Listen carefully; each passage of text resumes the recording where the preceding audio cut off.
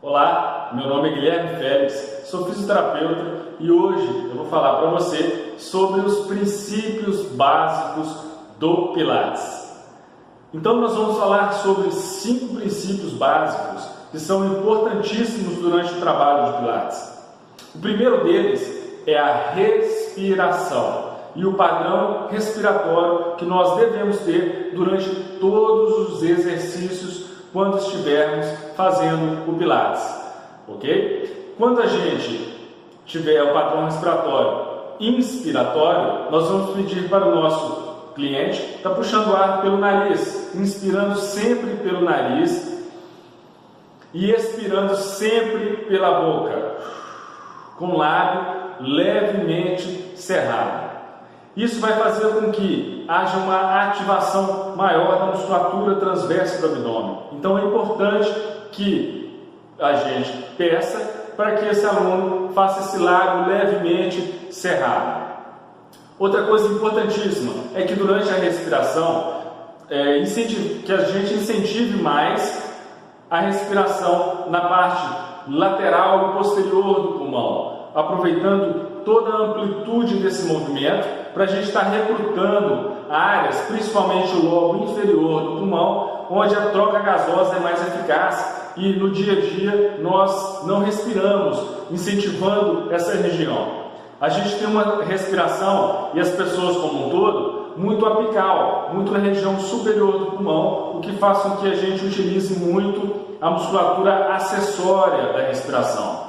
Vai sobrecarregar então quais regiões? Principalmente na região do pescoço e trapézio. Então esse padrão respiratório, ele é importantíssimo durante os exercícios. Outro princípio básico interessantíssimo e que a gente deve estar utilizando é o posicionamento da pelve, como a pelve está posicionada durante os exercícios de Pilates. Um aspecto importante de observarmos é a posição das espinhas ilíacas anterosuperiores, se elas estão realmente alinhadas uma com a outra e se estão alinhadas com a síntese púbica. Então imagine só, uma espinha ilíaca anterosuperior aqui e outra espinha ilíaca anterosuperior nessa região. A síntese púbica deve estar o quê? Na mesma altura dessas espinhas ilíacas, beleza? Das espinhas ilíacas. Por quê? Se eu tiver uma síntese púbica mais baixa, provavelmente eu terei o quê? Uma anteriorização da pelve. Se eu tiver a síntese púbica mais alta do que as espinhas ilíacas, eu terei uma posteriorização pélvica. Tá? E isso vai influenciar diretamente na nossa região lombar. Outra coisa importante para a gente estar falando em relação ao posicionamento da pelve é uma posição que tem o nome de imprint, como se fosse um carimbar, porém não é uma retificação total da lombar, principalmente utilizado na cadeia cinética aberta, ou seja, com as pernas, exercícios com as pernas no ar. Nós pedimos o quê? Vamos incentivar a esse aluno a ele estar, quando tiver com exercício, com elevação de membro inferior, ele está fazendo uma flexão lombar, porém não é uma flexão lombar total, ou seja, ele não vai posteriorizar totalmente a pelve e não vai forçar a lombar contra o colchonete ou contra o aparelho totalmente, beleza?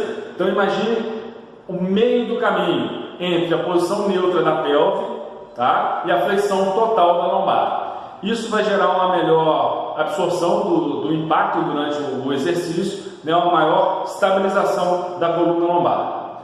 Então, é uma posição de imprint, é uma posição de segurança nos exercícios com a perna no ar, ou seja, em cadeia cinética aberta. Tá legal? Outro princípio básico, importantíssimo para a gente estar aplicando no Pilates, é a movimentação e estabilização da caixa torácica. Então, nós temos que estar observando o tempo todo se está tendo alguma elevação excessiva da caixa torácica durante o exercício, por exemplo, em decúbito dorsal, uma elevação excessiva, ou se a caixa torácica está sendo muito forçada contra o colchonete ou contra o aparelho. Então a gente tem que estar atento a isso. Lembrando que durante a inspiração, o gradil costal, o que vai acontecer com ele? O gradil costal ele vai se elevar, para a lateral e para trás, fazendo que uma leve extensão da coluna torácica. E na expiração vai acontecer ao contrário, vai acontecer do gradil costal, tá indo para baixo e para frente, como se as costelas estivessem unindo lá na frente, em direção à pelve. Tá legal? Então, e isso vai levar o quê? A uma flexão torácica durante o movimento de expiração. Então, justamente, durante os exercícios, por exemplo, de flexão, nós incentivamos o quê? A expiração, pelo movimento fisiológico da coluna torácica. E quando a gente faz os exercícios de extensão, nós incentivamos na inspiração, justamente pelo movimento de extensão torácica durante a inspiração. Tá? Então vai ter o quê? Um gasto energético muito menor e é muito mais fisiológico esse movimento. A gente abre uma exceção no trabalho de extensão, fazendo uma expiração, quando esse aluno ainda não consegue manter uma ativação da musculatura profunda do abdômen. Mas é apenas uma exceção, o ideal é a gente estar trabalhando a extensão com a inspiração devido a todo esse movimento de gradil costal e movimento de extensão fisiológico que acontece na coluna torácica. Outro princípio básico, importantíssimo, já é o quarto princípio básico, é o que? A movimentação e a estabilização da cintura escapular, ou seja, das escápulas. Tá? A gente tem que estar observando e incentivando com que as escápulas estejam fazendo todo o seu movimento, né, equilibrado. Quais são os movimentos da escápula possíveis? Né? Elevação, a depressão, a retração e a protração. E as rotações lateral e medial que vai estar fazendo durante a elevação do membro superior. Beleza? Então a gente tem que estar atento a isso. E se as escápulas não estão aladas durante o movimento, a gente pede e incentiva ao aluno, ao nosso cliente, a estar sempre prestando atenção nessa região, mantendo toda a estabilização. Tá? Então imagine durante um exercício de flexão de tronco, que o aluno vai estar deitado no aparelho ou no solo, e ele vai estar fazendo a flexão do tronco. Se a gente deixa toda essa cintura escapular solta, não estabilizada, a gente não presta atenção na cintura escapular, o que vai acontecer? Eu vou estar sobrecarregando a musculatura do pescoço, né, as fibras ascendentes do trapézio, a região superior do ombro também. Tá legal? Então é importantíssimo, pessoal. Tanto quanto a contração abdominal, eu digo que a importância ela é muito semelhante. A contração abdominal e a estabilização das escápulas durante todo o movimento, durante todo o trabalho com o Pilates. Tá legal? Outro princípio básico importante que a gente deve estar atento é o posicionamento da nossa cabeça, o alinhamento da cabeça e da coluna cervical durante os exercícios. A gente tem que tomar muito cuidado, principalmente com a hiperextensão.